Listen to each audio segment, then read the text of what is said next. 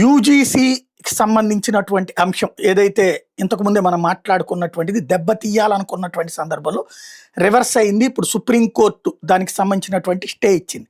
వాస్తవంగా కొన్ని రోజులుగా దేశవ్యాప్తంగా చర్చనీయాంశంగా మారినటువంటి ఈ UGC promotion of equity in higher education institutions regulations 2020 మీద ఇవాళ స్టే ఆదేశాలు ఇవ్వడం ఒక ఎత్తు అయితే నిన్న ఈ రెగ్యులేషన్స్లో కొన్ని నిబంధనలు ప్రాథమికంగా అస్పష్టంగా ఉన్నాయి, దుర్వినియోగానికి అవకాశం ఇస్తాయని కోర్టు గమనించింది. ఈ 2026 రెగ్యులేషన్స్ని పక్కన పెట్టి పాత 2012 యూజీసీ రెగ్యులేషన్స్ని మాత్రం అమలు చేయమని ఆదేశించింది. కేంద్ర ప్రభుత్వానికి నోటీస్ ఇచ్చి రెగ్యులేషన్స్ని మళ్లీ రూపొందించమని సూచించింది. విద్యాసంస్థల స్వేచ్ఛ, సమానత్వం, సమగ్రత ఉండాలని కోర్టు ఆశిస్తోంది, కానీ సమాజాన్ని విభజించేలా లేదా దుర్వినియోగానికి దారితీసేలా ఉండకూడదంటూ తేల్చి చెప్పింది. ఈ రెగ్యులేషన్స్ యూజీసీ స్వతంత్ర ఎక్స్పర్ట్ కమిటీ రూపొందించింది. పార్లమెంట్ లేదా ప్రభుత్వం నుంచి జోక్యం లేదు, కానీ వివాదాలు రావడంతో సుప్రీంకోర్టు జోక్యం చేసుకుంది. నిజానికి సుప్రీంకోర్టు ముందు ఈ రెగ్యులేషన్స్ రూపొందించమని యూజీసీకి ఆదేశాలు ఇచ్చిన నేపథ్యంలో వచ్చాయి. ఇప్పుడు కోర్టు స్టే ఇవ్వడం అంటే విషయాన్ని మరింత జాగ్రత్తగా పరిశీలించి అందరికీ సమానంగా న్యాయబద్ధంగా ఉండేలా చూడాలనేటటువంటి ఉద్దేశం. అయితే ఇక్కడ నిన్ననే నేను ప్రస్తావించా, మోడీ మీద అతిపెద్దదైనటువంటి కుట్ర ఇది అన్నటువంటిది. ఆ కుట్ర ఇప్పుడు ఓ రకంగా రివర్స్ అయిందని చెప్పాలి. ఈ అంశానికి సంబంధించినటువంటి అంటే మోడీని దెబ్బ కొట్టాలనుకుంటున్నటువంటి ఈ కుట్రకు సంబంధించినటువంటి ఒక అంశాన్ని, ఒక కథనాన్ని చూద్దాం. ఎప్పుడైనా పులి వేటాడడాన్ని గమనించారా? దూకే ముందు అది కొద్దిగా వెనక్కి అడుగులు వేస్తుంది. ఇప్పుడు ఎవరైనా పులి వేటను చూసి భయపడుతోంది కాబట్టి వెనక్కి వెళ్తోందంటే, లేదా పులి ముందుగా ప్రెస్ మీట్ పెట్టి తాను ఎందుకు వెనక్కి అడుగులు వేస్తుంది, అది వేటను ఎలా మరింత సమర్థంగా చేయబోతుందో ప్రపంచానికి వివరాలించంటే ఎంత కామెడీగా ఉంటుంది. అసలు పులి ఏవి పట్టించుకోదు, తనకు సరైనదిగా అనిపించిన విధానంలో నిశ్శబ్ద వేట చేస్తుంది. అదే దాన్ని ఒక ఆల్ఫా ప్రెడేటర్గా అత్యధిక విజయ శాతంతో ముందుకు నడిపిస్తుంది. ఇప్పుడు మన విషయానికి వస్తే ప్రస్తుతం చర్చలో ఉన్నది యూజీసీ వివాదం.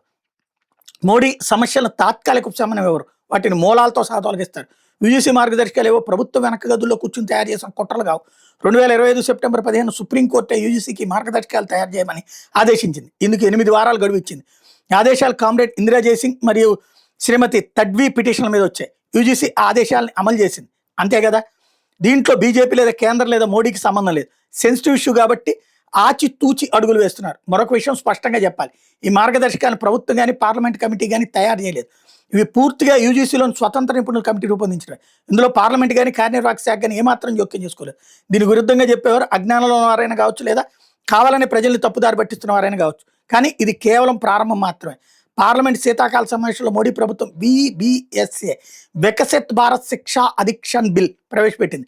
2025 డిసెంబర్ 12 కేబినెట్ ఆమోదం అయిపోయింది. డిసెంబర్ 15 లోక్సభలో ప్రవేశపెట్టారు.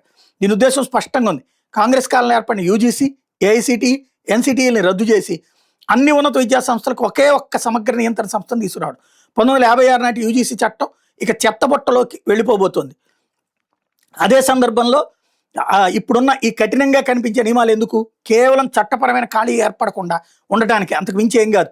కొత్త అధికారం ఏర్పడి కొత్త చట్టం ప్రకారం నూతన నియమాలు వచ్చిన వెంటనే పాతవన్నీ ఆటోమేటిక్గా రద్దు అవుతాయి. ఇది బెదిరింపు కాదు, చట్టం తన పని తాను చేసుకుపోతుంది అంతే. ఇలాంటిది మునుపు జరిగింది. 2023లో ఢిల్లీ మీద సుప్రీంకోర్టు ఇచ్చిన తీర్పును పార్లమెంట్ చట్టం ద్వారా మార్చింది. ఇప్పుడు కూడా అదే జరుగుతుంది. 2026లో కొత్త చట్టం కింద కొత్త మార్గదర్శకాలు వస్తాయి. అంతటితో కోర్టుల ఆధారంగా నడిచే విధాన నిర్మాణం ముగుస్తుంది. ఆట అక్కడితో ఆగిపోతుంది. విద్యాశాఖ మంత్రి ధర్మేంద్ర ప్రధాన్ కూడా ఎవరిపైన వివక్ష ఉండదని స్పష్టంగా హామీ ఇచ్చారు. ఎందుకంటే యూజీసీని భర్తీ చేసే కొత్త చట్టం త్వరలో రాబోతుంది కాబట్టి. ఇక్కడ కీలకమైనటువంటిది ఒకటే, భారత్లో ఉన్న విషపూరితమైన ప్రతిపక్ష రాజకీయాలు ప్రభుత్వం తన వ్యూహాలను ముందు ప్రకటిస్తే అంటే అడ్డుకునే గేమ్ చేస్తారు కాబట్టి ఈ రివర్స్ గేమ్ నడుస్తుంది.